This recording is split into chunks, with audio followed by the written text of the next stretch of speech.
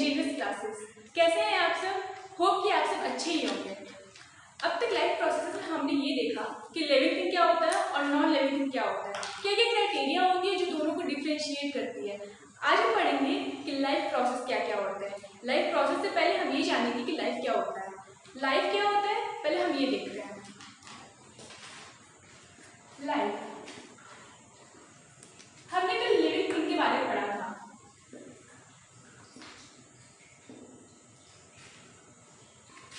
अगर हम उल्टा जाते हैं, पहले हम ये देखा था कि जिस भी ऑर्गेनिज्म में लाइफ होता है वो लिविंग थिंग होता है। तो ऐसी कोई भी चीज जिसकी वजह से कोई भी ऑर्गेनिज्म लिविंग होता है तो उसके अंदर लाइफ होती होगी। यू ऑलरेडी अंडरस्टूड है, okay.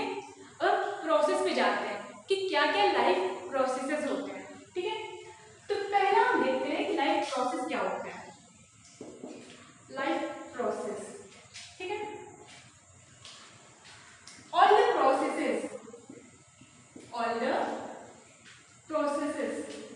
which are essential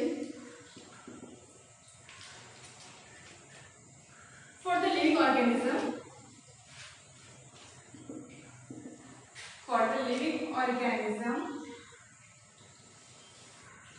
to keep them alive.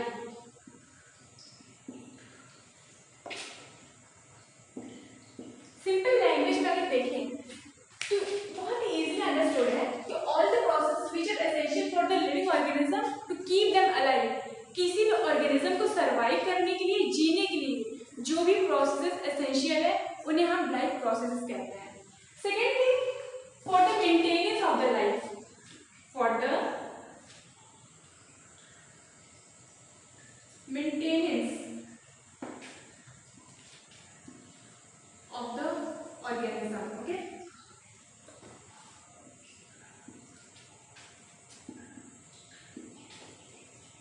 हमने कल क्राइटेरिया देखा था ना, क्या क्या चीजें होती हैं जो लिविंग ऑर्गेनिज्म को लिविंग कहती है।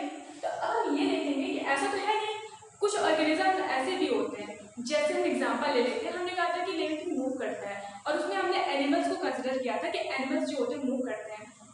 अगर कोई भी पेशेंट कोमा में है तो he will not be able to move a single tip of the finger, okay। तो अगर वो अपना फिंगर में मूव करने के लायक नहीं है तो वो मूव कैसे कर रहा है? और अगर मूव नहीं कर रहा है तो हम ये तो नहीं कह सकते कि वो लिविंग नहीं है लिविंग। लेकिन कुछ प्रोसेस है जो उसमें नहीं हो रहा है, तो वो प्रोसेस एसेंशियल होना चाहिए लाइफ प्रोसेस को, लाइफ को मेंटेन करने के लिए, ओके।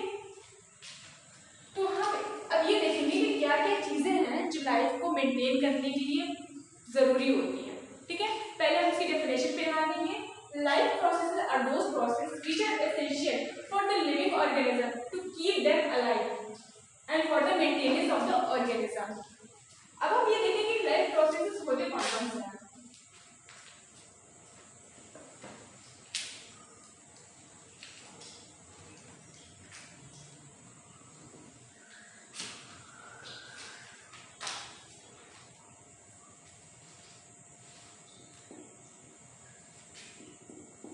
इंपॉर्टेंट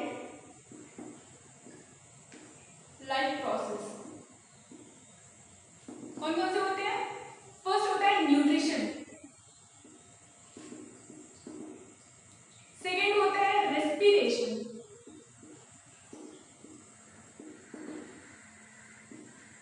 थर्ड होता है ट्रांसपोर्टेशन,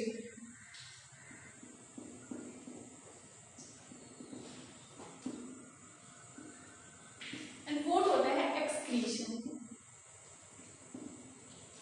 ये सब क्या होते हैं, क्या क्या मैकेनिज्म होता है इनमें, ये हम डिटेल में आगे देखेंगे। लेकिन फिर भी एक बार हम इनके एक व्यू ले लेते हैं, न्यूट्रिशन की बात करते हैं, ठीक है।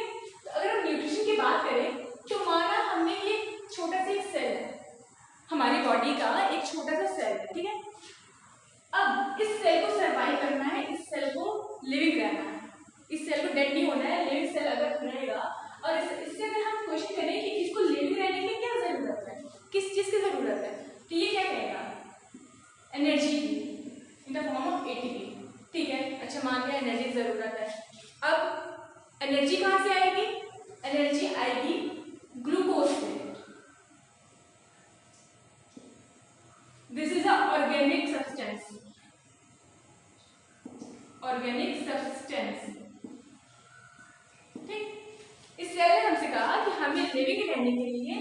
एनर्जी की जरूरत है in the form of ATP. फिर हमने इससे पूछा कि एटीपी कहाँ से आएगा, जिसने कहा ग्लूकोज से। अब ये ग्लूकोज कहाँ से आएगा, he doesn't know, sorry it doesn't know कि ये कहाँ से आएगा। तो हमने कह दिया कि ठीक है न्यूट्रिएंट्स आएगा। अब ये न्यूट्रिएंट्स क्या होते हैं, एनीथिंग इनऑर्गेनिक और organic from the outside which is taken as a supplement to maintain the process of the body is known as nutrient. All the essential thing which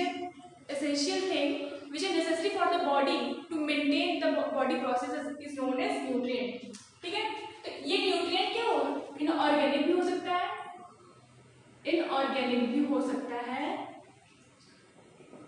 और ऑर्गेनिक भी हो सकता है। कोई हार्ड एंड फास्ट रूल नहीं है, inorganic organic दोनों हो सकता है, लेकिन जहां से एनर्जी आएगी उसको ऑर्गेनिक होना पड़ेगा। ठीक है, तो अब हम न्यूट्रिशन की बात करें तो न्यूट्रिशन क्या होता है, intake of nutrients and utilization of that nutrient by the body is known as nutrition. ठीक है, बॉडी क्या करता है, यही इनऑर्गेनिक या ऑर्गेनिक सब्सटेंस को लेता है, यानी इनटेक करता है, उसका इंजेस्ट करता है, उसे इनटेक कर लिया और इसके बाद इसी को यूटिलाइज किया। कैसे यूटिलाइज किया, पहले एब्जॉर्ब किया फिर यूटिलाइज किया। ठीक है, इस प्रोसेस को हम कहते हैं nutrition. Okay, intake of the nutrient and absorb and utilization of that nutrient by the body is known as nutrition. चलो न्यूट्रिशन हो गया, ठीक है, न्यूट्रिशन हो गया। अब है रेस्पिरेशन।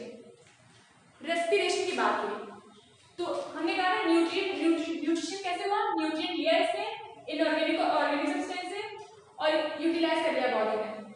यूटिलाइज किया बॉडी में किस फॉर्म में, ग्लूकोज की फॉर्म में, और बॉडी यही ग्लूकोज हमारी बॉडी में ग्लाइकोजन के फॉर्म में स्टोर होती है। ये क्या होता है, स्टोर्ड फॉर्म होता है।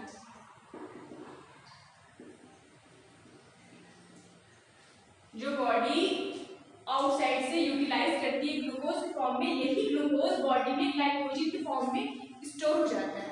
ठीक है, अब हमने इससे कहा, इस सेल से हमने कहा कि चलो ग्लूकोज मिल गया, अब इसने कहा कि अब इस ग्लूकोज को हम तोड़ेंगे और एनर्जी ले लेंगे। हमने पूछा कैसे तोड़ोगे, तो सेल का कहना है कि जो ग्लूकोज है इसको हम ऑक्सीजन की प्रेजेंस में तोड़ देंगे। ठीक है, ये ग्लूकोज जो होगा ऑक्सीजन की हेल्प से टूट जाएगा। कुछ साइकिल्स होते हैं, कुछ प्रोसेसेस होते हैं रेस्पिरेशन में, उसके थ्रू ही कुछ रिएक्शन बनाएगा और फिर टूटेगा और इससे इसमें एटीपी जनरेट होगा। ठीक है, इस सेल ने कहा कि हमें ये ग्लूकोज मिल गया, इसी ग्लूकोज को हम तोड़ देंगे ऑक्सीजन की प्रेजेंस में और ये एटीपी होगा। ये एटीपी होगा, ये जो होगा वही एनर्जी होगा हमारा। ठीक है, और जो भी फंक्शन हम करेंगे, हम मूव करेंगे, हम खाना खाएंगे, हम even for the thinking we need energy. हमारा brain continuously 24 hours without any rest work करता है और उसके लिए भी उसे एनर्जी की ज़रूरत होगी। तो हम ये कंसिडर नहीं कर सकते हैं कि हाँ हम तो 8 घंटे तो सोते हैं, तो 8 घंटे हमारी बॉडी को एनर्जी की ज़रूरत ही नहीं है। हमें ज़रूरत नहीं है, हमारी बॉडी की ज़रूरत नहीं है, लेकिन कुछ सेल्स हमारी बॉडी में अभी भी हैं जिनको एनर्जी की ज़रूरत होती है। तो अब ये एनर्जी मिल गया इसको। ठीक है, हमारे सेल को एनर्जी भी मिल गया, मतलब चलो रेस्पिरेशन हो गया। Inhalation of oxygen for the breakdown of glucose. Inhalation of oxygen for the breakdown of glucose to generate energy in the form of ATP is known as respiration. हमने nutrition देखा, respiration देखा, अब हम देखेंगे transportation. ठीक है, अभी हमने बात किया कि ग्लूकोज हमारी बॉडी में जनरेट हो रहा है, उसी ग्लूकोज से हमारा जो सेल है उसे वो तोड़ के ऑक्सीजन की प्रेजेंस में क्या बना रहा है, एनर्जी बना रहा है। अब हमारा माइंड कह रहा है क्या हुआ था, देखो ग्लूकोज जो था वो कहाँ पे मिला था हमें, हमारे एलिमेंट्री कैनाल में, हमारे स्टमक में मिला था, इंटेस्टाइन में, जहाँ पे डाइजेशन हो रहा था। ठीक है, ये ग्लूकोज बना। अब ये ग्लूकोज, अब हमारा जो ब्रेन है हमारी बॉडी में तो हो गया, डाइजेस्ट हो गया खाना। ठीक है, ग्लूकोज मिल गया। अब हमारा ब्रेन कह रहा है कि हमें एनर्जी चाहिए, तो सारा ग्लूकोज तो हमारे एलिमेंट्री कैनाल में। अब ये ग्लूकोज जब ब्रेन में जाएगा तब तो सेल उस ग्लूकोज को तोड़ेगा और एनर्जी लेगा, उस सेल के पास तो ग्लूकोज ही नहीं है। तो अब इस ग्लूकोज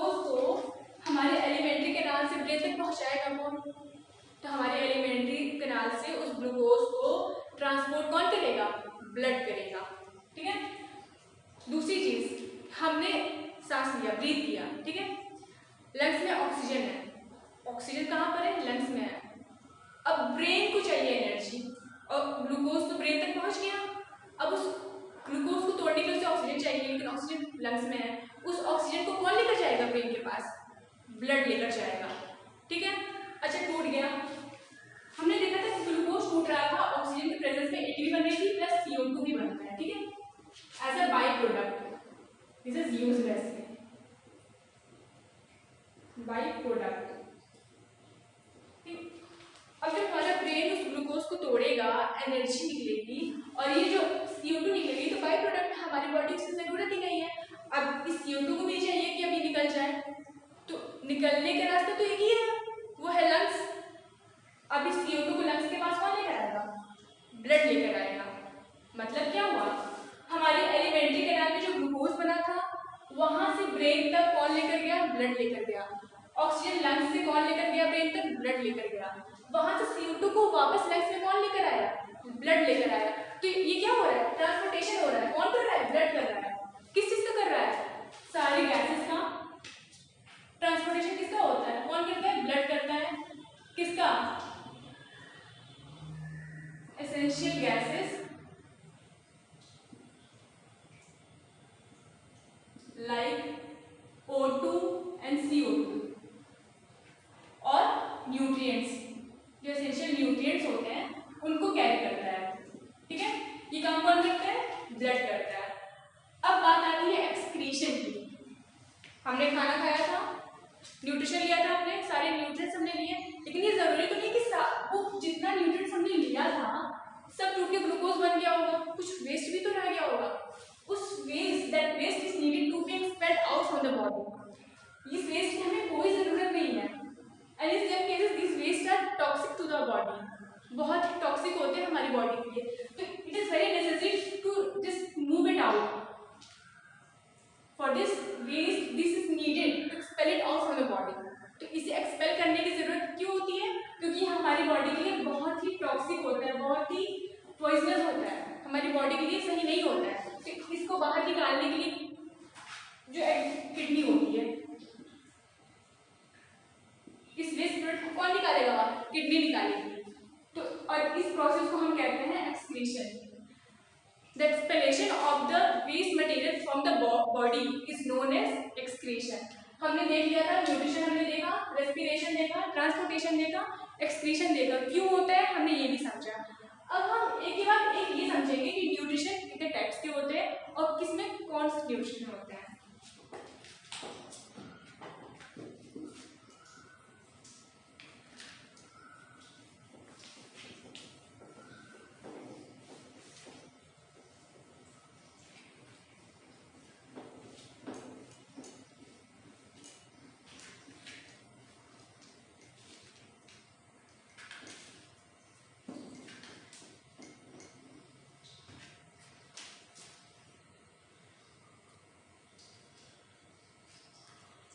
न्यूट्रिशन, न्यूट्रिशन की अगर बात करें तो क्या होता है, न्यूट्रिशन की डेफिनेशन पहले हम देखते हैं।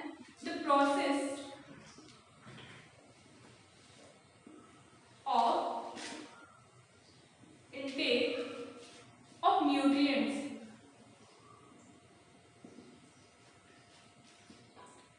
and its utilization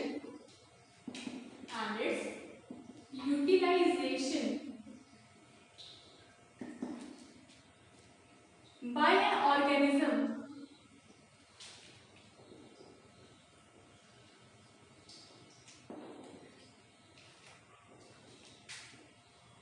in various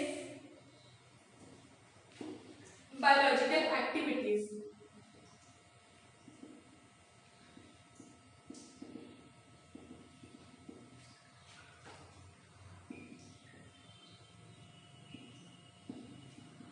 It's called as nutrition. ठीक है, न्यूट्रिशन क्या होता है, the process of intake of nutrients and its utilization by an organism in various biological activities is known as nutrition. जैसे कि हमने अभी एक्सप्लेन किया था, ठीक है। न्यूट्रिएंट्स भी हमने बताया था क्या होता है न्यूट्रिएंट्स, इसका एक बार डेफिनेशन हम देख लेते हैं। It is an inorganic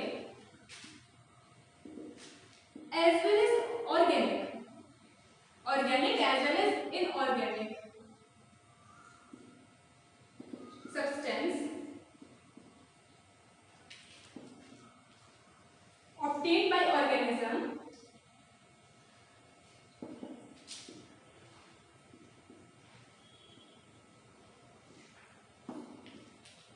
it is inorganic as well as it is inorganic as well as organic substance obtained by an organism from their surrounding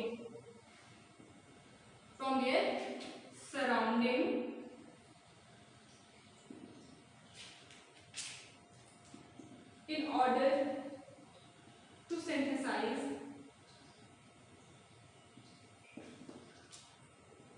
their body constituent.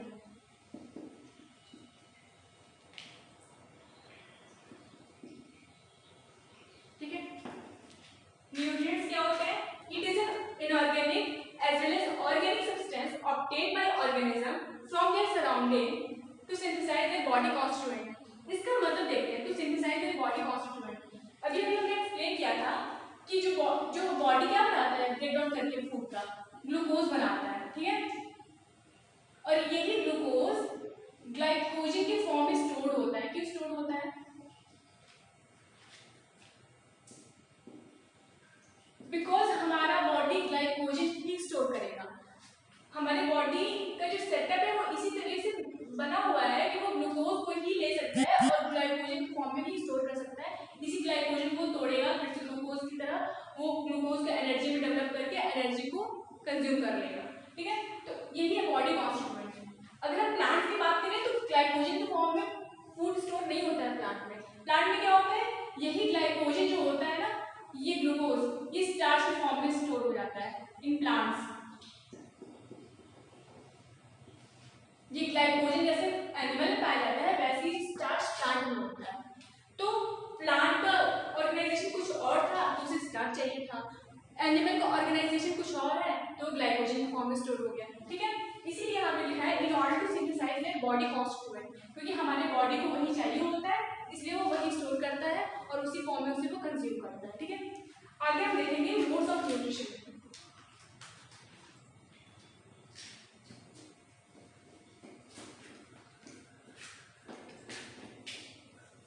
Modes of nutrition में हम दो nutrition पढ़ेंगे, sorry 3 nutrition पढ़ेंगे, नहीं अभी तो 2 ही है nutrition.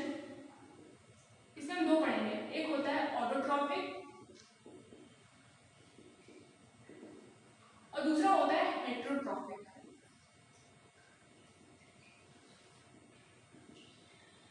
Autotrophic की अगर हम बात करें तो हमें नाम से पता चल रहा है। ऑटो मीन्स क्या होता है? ऑटो मीन्स होता है सेल्फ और trophic means food. Autotrophic nutrition वो न्यूट्रिशन होता है जिसमें कोई ऑर्गेनिज्म अपना खाना खुद बनाता है। They synthesise their own food by consuming inorganic substance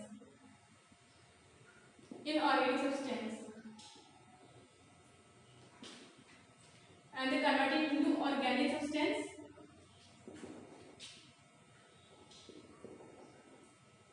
of their own. They synthesize their own food by consuming inorganic substance and converting into organic substance. Okay?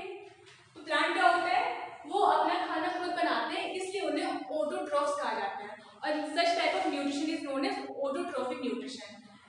Plant जो होते हैं वो अपना खाना खुद सिंथेसाइज करते हैं इसलिए as per the definition it is known as autotrophs and this type of nutrition is known as autotrophic nutrition, ठीक है। हेटेरोट्रोफिक क्या होता है? जस्ट अपोजिट, ये अपना खाना खुद बना लेते हैं, इनऑर्गेनिक सब्सटेंस को वो लोग लेते थे उन्हें ऑर्गेनिक सब्सटेंस में कन्वर्ट कर देते थे। हेटेरोट्रोफिक क्या होता है? इन्होंने जो ऑर्गेनिक सब्सटेंस बनाया है यही ऑर्गेनिक सब्सटेंस ये कंज्यूम कर लेते हैं। हेटेरोट्रोफिक न्यूट्रिशन में क्या होता है कि यही ऑर्गेनिक सब्सटेंस ये कंज्यूम कर लेते हैं और such type of organism is known as heterotrophs.